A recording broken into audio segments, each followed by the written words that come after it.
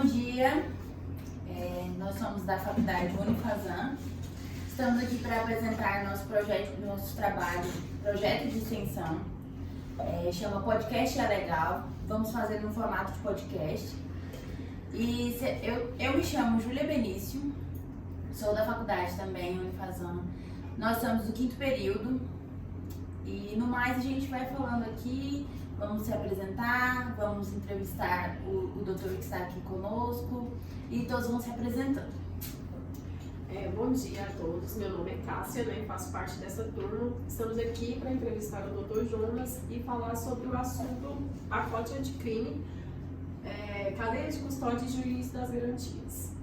É um prazer estar aqui, E vamos que vamos. Bom dia a todos, me chamo Anderson, sou também do 5º período na Unifazan, Estamos aqui no trabalho de extensão Podcast é Legal. Hoje a gente vai conversar um pouco sobre o nosso direito penal, mais especificamente sobre o direito processual penal, no que concerne. Como nós estávamos falando, nós estamos aqui com o Dr. Jonas, E primeiramente quero lhe agradecer, Dr. Jonas, por estar aqui conosco, Agradecer pelo seu tempo, sua disponibilidade, pela sua contribuição com a nossa formação, tá bom? E agora eu quero passar a palavra para o senhor contar um pouco da sua história, como tudo começou,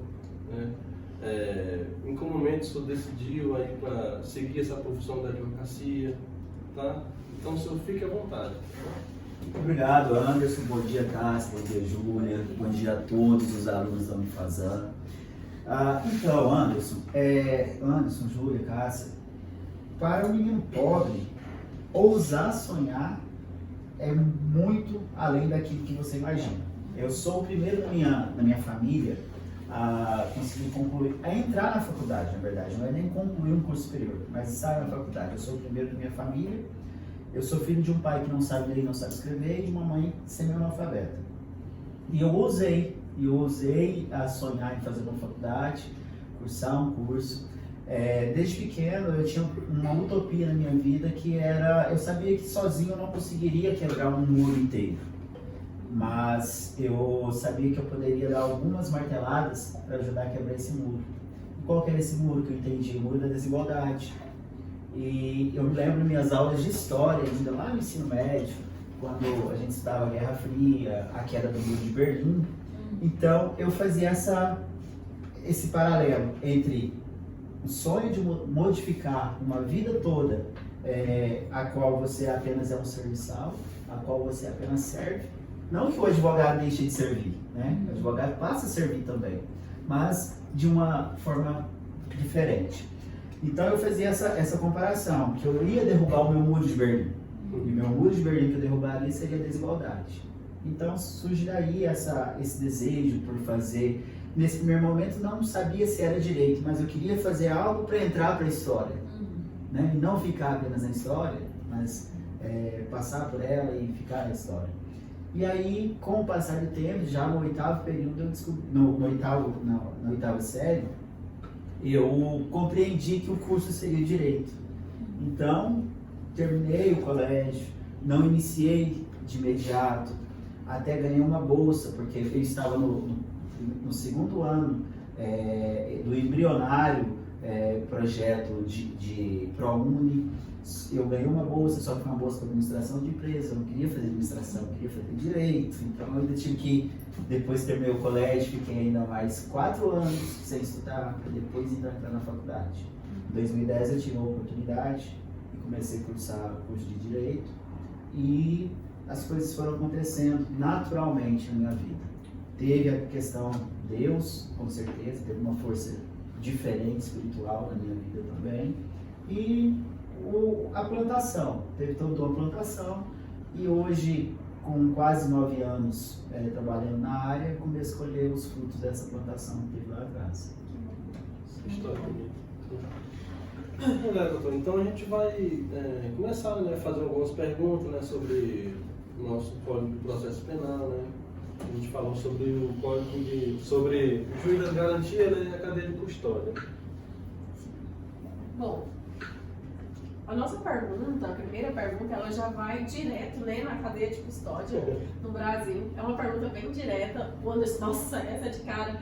Sim, mas antes da gente entrar aqui, eu acho que você podia dar uma pinceladinha o que é cadeia de custódia, né? Porque eu acho que não...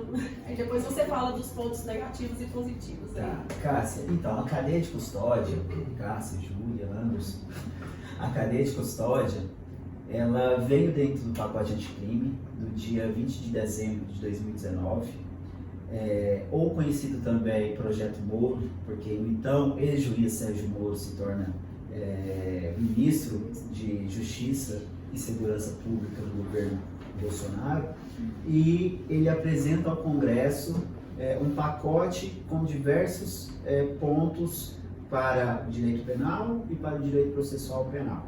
E dentro desses pontos vem a cadeia de custódia, que de forma teórica seria o quê?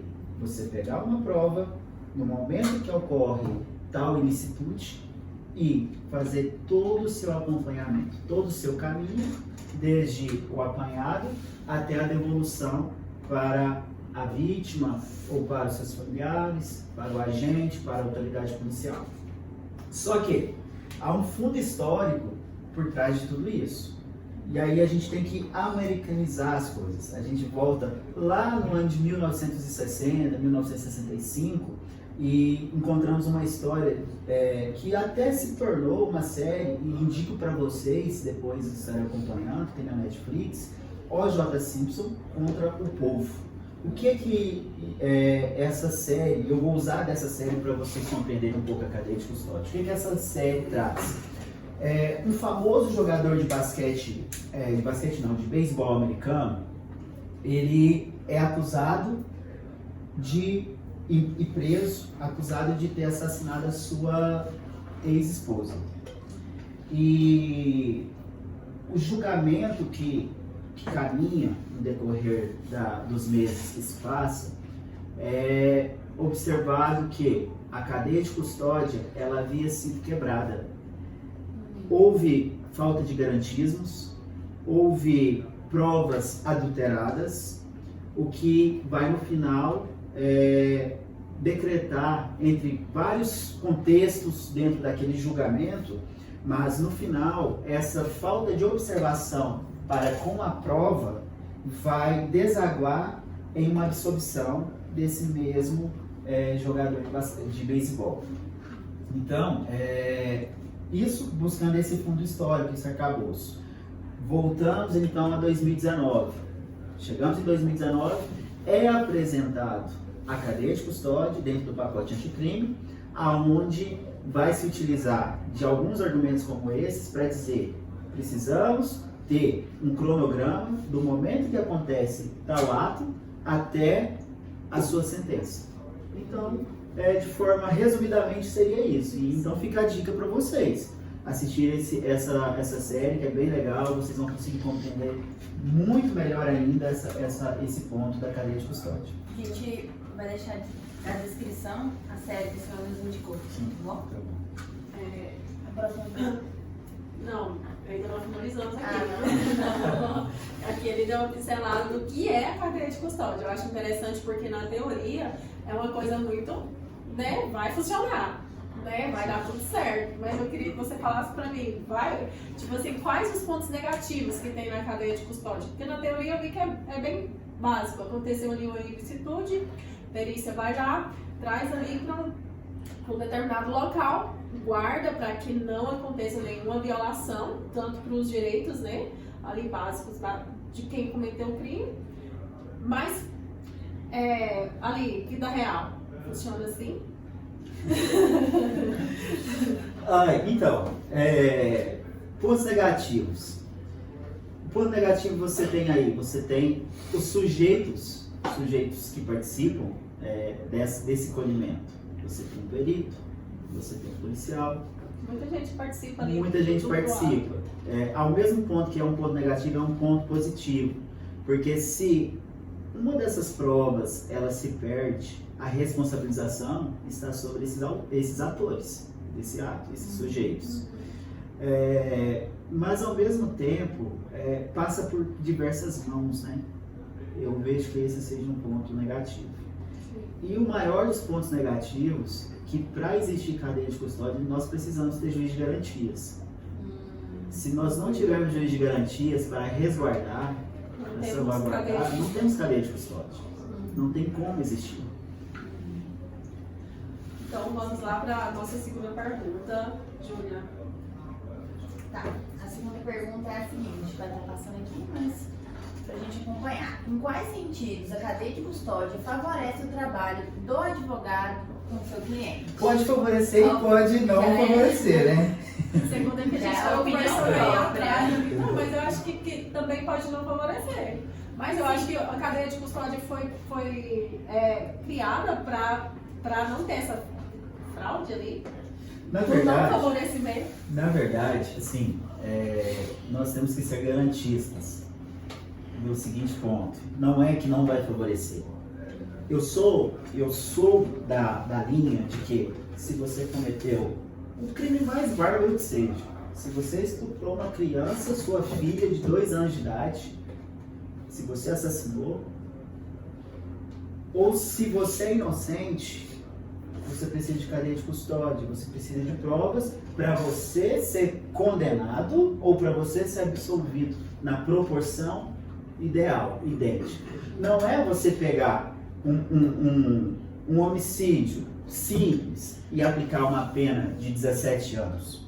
É você pegar um homicídio simples e aplicar uma pena de 8 anos, de 12 anos. É real, né? É exatamente isso. Então, assim, a cadeia de custódia, ela vai favorecer isso aí. Porque você vai ter o garantismo da aplicação da lei na medida justa e proporcional àquilo que você cometeu. Sim. Ou se você não cometeu também. Eu acho que o favorecimento é esse. O caso dos irmãos Naves, que vocês devem ter estudado lá na Primeiro, segundo. sociologia, fizeram até o julgamento deles. Se existisse uma cadeia de custódia, o caso dos irmãos Naves nunca teria entrado para os anais da história do direito brasileiro. Acho que é bem. Acho que tinha que funcionar na prática. Eu vejo assim muita teoria, né? Às vezes, mas eu não participo de uma prática. A prática que eu tive foi no civil, mas eu vejo que na prática é totalmente diferente da teoria em si. Sabe por quê? A Constituição de 88, ela é um avanço, ela é uma conquista muito grande, depois de 26 anos, ou 24 anos, não me lembro agora, sobre duras penas, sobre ditadura militar, tudo isso, mas ela, ainda que ela seja esse avanço com muitas garantias, ela ainda traz, por trás dessas garantias, dentro da própria Constituição, ainda muito conservadorismo desse regime totalitário. E com isso, acaba por fazer com que dificulte que a prática as coisas possam ser aplicadas. É o fato da questão do juiz de garantias. Não há como ter argumentos, não há como esses argumentos que as ADIs 6298, 6299 e 6300, elas colocaram na sua essência para conseguir uma decisão liminar que suspende, e o que elas querem no final? A destruição total do juiz de garantias. Não tem como isso existir. Eu acho tão. Estudando, eu achei que o juiz das garantias ele é essencial. Vamos para a próxima pergunta. Bom, vamos lá agora para a nossa terceira pergunta. Doutor Jonas, com a implementação do juiz de garantia no Brasil, quais seriam os principais aspectos dessa nova sistemática no direito penal brasileiro? O principal aspecto que eu vejo é, de fato, a separação da acusação, defesa e julgador. Porque, de fato, eu vou ter um juiz único e exclusivamente para cuidar de investigação, para cuidar da primeira fase da legalidade ou ilegalidade da prisão aqui, aonde eu não tenho um juiz em cima que vai ficar corrompido. Quando eu não digo corrompido na concepção de corrupção, mas corrompido em seus pensamentos no momento de sentenciar. No momento que ele pega toda a fase investigatória, e ali ele já se corrompe de pensamento, porque somos humanos, né? Acompanhando,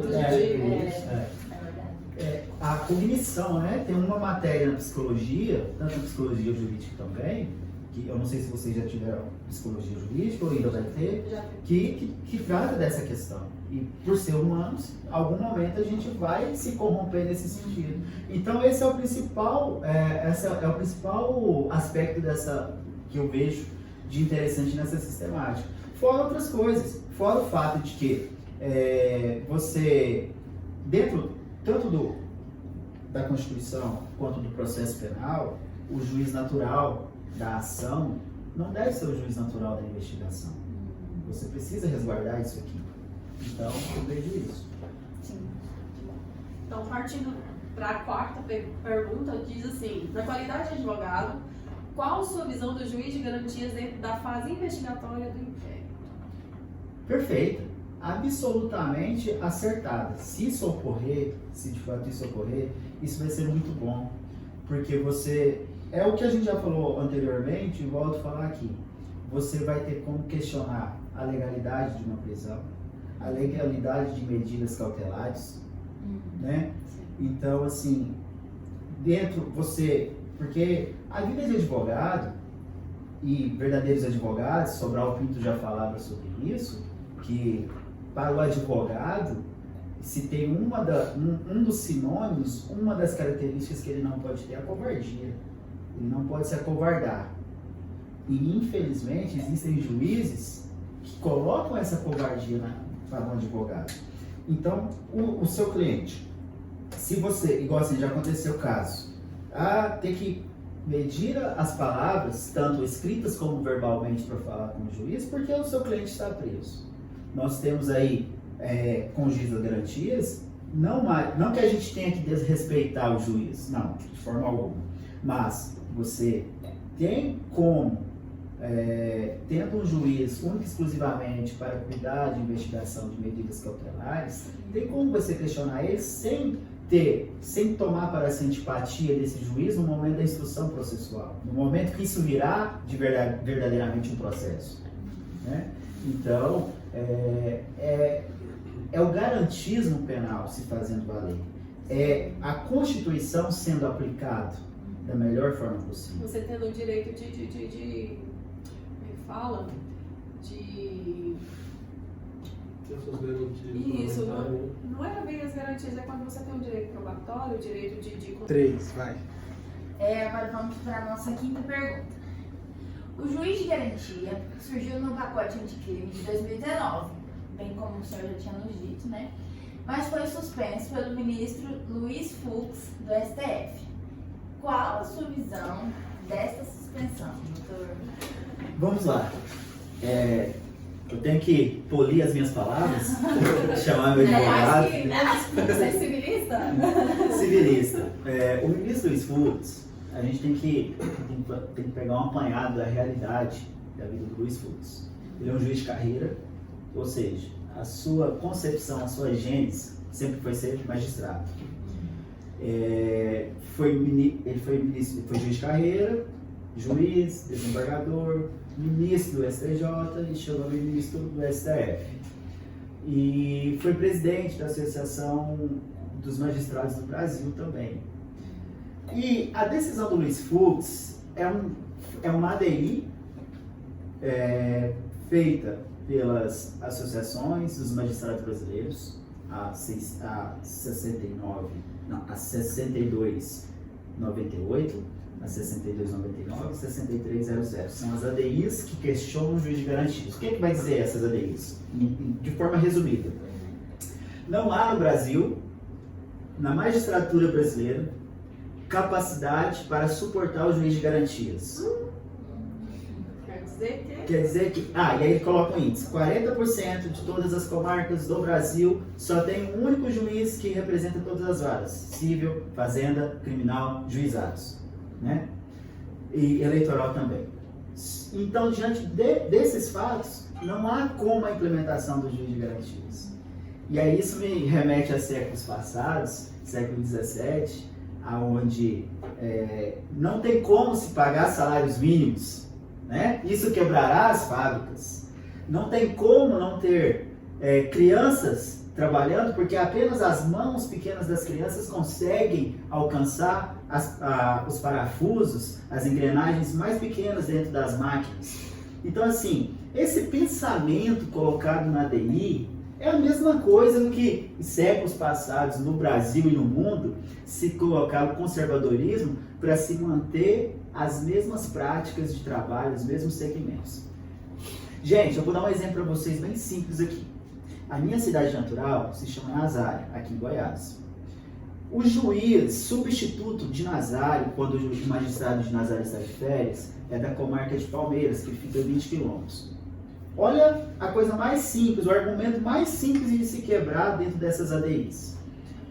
Quem que vai ser o juiz de garantias dos presos, das provas, das investigações da comarca de Nazário? O juiz de Palmeiras. E o outro ficaria no E o outro, o juiz do processo principal, da ação penal, se houver ação penal. Ah, mas isso... Gente, balela.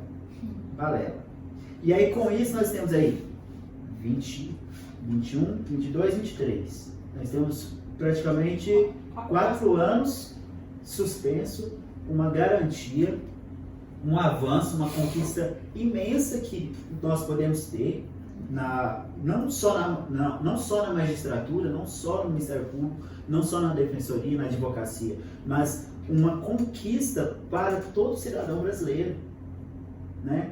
Então, é isso. Ter mais concurso também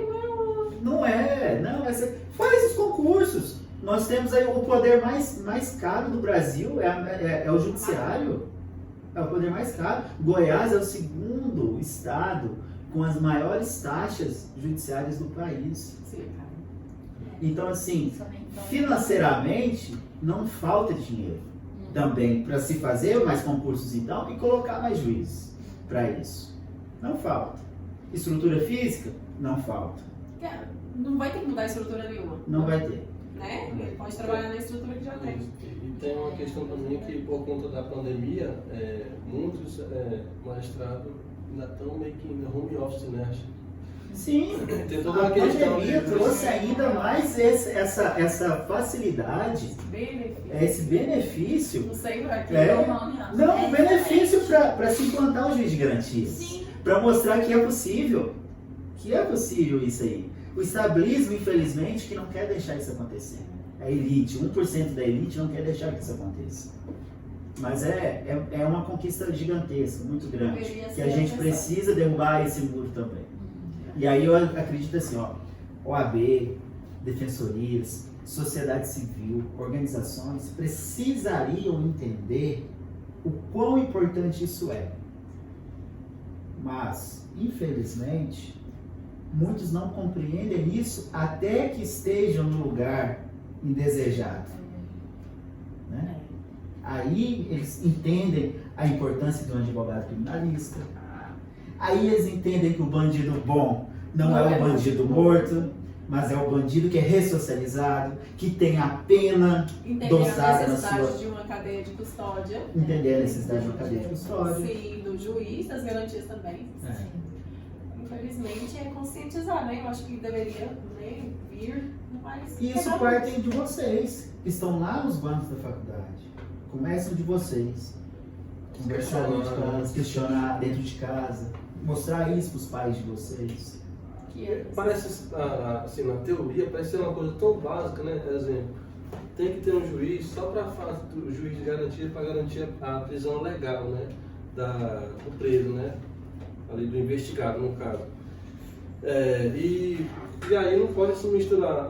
O mesmo juiz está acompanhando a investigação desde o início, já ir com aquela mentalidade, já que aquela pessoa é o réu, né? É o acusado, né? Ali, o culpado, né? Sim. E aí parte de uma coisa básica, né? Dividir as coisas, né? Processo, fase investigatória e processo, né? Uma coisa básica. Eu vou contar 2 histórias para vocês de casos práticos meus. E ao quanto o juiz de garantias teria resolvido essas 2 situações.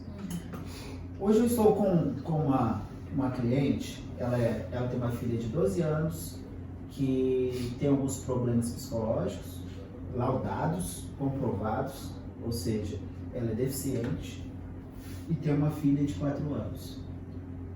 O que a lei de execução penal lá no artigo 117 fala? Ela fala que para essa categoria é dispensado a ela a prisão domiciliar. A prisão domiciliar é dispensada a essa categoria. Essa cliente minha, ela está transitada em julgado. Infelizmente, o caso veio para as minhas mãos depois já que já estava tudo dessa forma e eu estou tentando fazer milagre. Porque advogada, além de pendente, às vezes ela é milagreiro também. Depois de trânsito é muito milagre. Mas, enfim. Mas veja, se eu tenho um juiz de garantias, e aí a história é assim, ó. A juíza da comarca é uma comarca pequena, que todos sabem de todos, da vida de todo mundo. Quando eu faço o pedido da prisão domiciliar, ela coloca na sua decisão indeferindo a minha prisão domiciliar posições única e exclusivamente pessoais. O que aconteceu? Cognição, lá atrás. Ela foi corrompida por tudo aquilo ali. Ela não conseguiu se ater, separar. Se eu tenho um juiz de garantias, ele separaria. teria sido separado. Teria chegado para ela a ação penal sem essa parte aqui, de todas as situações. Esse é o ponto sério, né? Nossa sexta e última pergunta. Você eu? Sim, você. Doutor Jonas, em sua visão, quais os pontos ideais para que a sistemática do Brasil, do juiz de garantias, seja inserida no Brasil de forma eficaz? Né? Qual a forma mais eficaz para ele ser inserido? A forma mais eficaz. A magistratura brasileira, o STF, entender que existe uma Constituição, que existe o contraditório, que tanto é ensinado nos bancos das faculdades, nas palestras, nos congressos, mas que pouco é aplicado na vida real. Políticas públicas, não vejo que seja o caso, já estão aí. O Congresso fez a sua parte. Dessa vez não tem como você falar que o parlamento se omitiu. Não houve omissão. O ex-ministro Sérgio Moro apresentou, o parlamento tomou para si, referendou e disse: é necessário, é urgente, está precisando fazer isso. E aí, o que mais uma vez o judiciário faz? Legisla. Tira aquilo que deveria estar sendo votado. Constante, né? De uns anos para cá. Algumas vezes de forma realmente acertada, porque há omissão do parlamento. Mas nesse caso, o parlamento se posicionou. Nesse caso, tá perfeitinho. E quando o parlamento se posiciona, o parlamento está falando que a nação, o povo brasileiro, que é o juiz de garantias, que eles estão lá para nos representar, né? Estão lá para representar. Mas então, a sociedade falou: eu quero o juiz de garantias. E o judiciário retirou. Eu acho também que essa questão do poder judiciário entrar muito nas leis que são ali criadas pelo legislativo, já quebra muito essa questão da independência dos três poderes. A teoria tripartite, né? Se você for entrar muito, já tá demais, né? Eu vejo hoje... Só fechar. Deixar suspenso uma lei 4 anos, né, sendo que os representantes do povo já criaram ela, né, já foi sancionada e tal, mas por algum momento, por alguma questão, o STF lá e suspendeu. Né? Nesse caso prático meu, a minha constituinte, ela teria sido beneficiada. Não ela. As filhas dela teriam sido beneficiadas com o juiz de garantias. Mas no caso, não é nem o benefício, eu vejo, é aquela parte do contraditório. Que a gente falou, a defesa, ampla defesa, porque a juíza em si ela não teria se corrompido, né? No saber do teor da história do caso, mas ela julgaria corretamente de acordo com aquilo que a lei determina. Ela não está querendo corrompida. Finalizando, vamos finalizar aqui nosso podcast, tem 6 perguntas, mas aproveitar o Dr. Jonas aqui com a gente queria muito um caso prático, alguma história legal. Mais algum, sim. Algo aí de advogado aí. Tem uma história, meu primeiro júri, Meu primeiro júri foi assim, ó.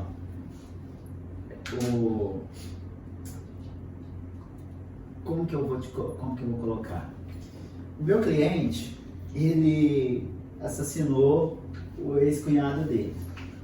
O ex-cunhado dele estava mexendo estava tendo um caso amoroso com a sua esposa, e aí ele acabou assassinando. Mas o mais interessante nisso aí, para provar para a mulher dele que ele tinha matado o ex-cunhado, ele cortou um dedo da vítima e levou para a sua esposa. A sua esposa que ligou para a polícia e prendeu ele. O que representa esse dedo que levou? Cadeia de custódia. Ele pegou a prova. Não, eu tô mostrando pra vocês a prova. Sim, Ele pegou a cadeia de custódia. Ele foi agora com a prova, oh meu Deus. Ele cortou o dedo. E isso aí acabou sendo determinante para a absolvição. Ele foi absolvido, tá? Mas ele matou. Obrigado, ele foi absolvido. Um bom advogado, vamos ver aqui.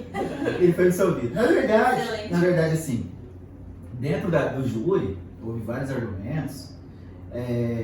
O promotor, ele se ateu a pontos que ele não observou a cadeia de custódia. O meu cliente, quando foi preso, ele estava com a metade de uma cova aberta já. O que ele ia fazer? Ele ia abrir a cova, ia colocar ele lá dentro, ia enterrar, ia deixar lá. Como essa vítima era uma pessoa que não tinha familiares na cidade, acabaria que passaria despercebido. E naquele momento da vida da vítima, ela estava na escória da sociedade, ela estava bem marginalizada. Ela estava fazendo consumo excessivo de bebidas alcoólicas, estava envolvido com drogas, com essas coisas todas. Então seria uma pessoa que passaria despercebida.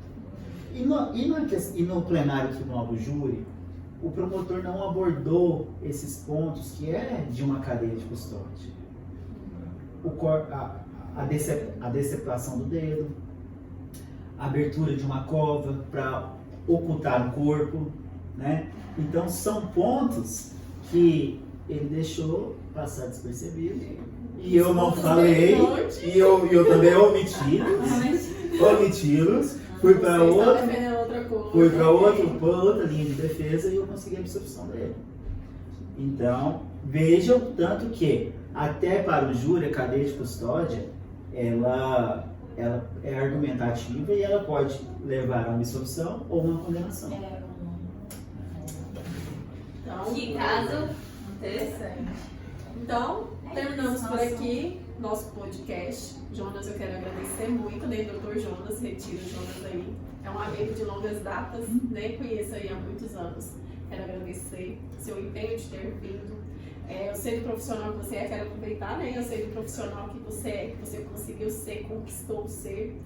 Quero dizer que eu sou muito orgulhosa de você como amigo, de conhecer a sua história e saber onde você chegou.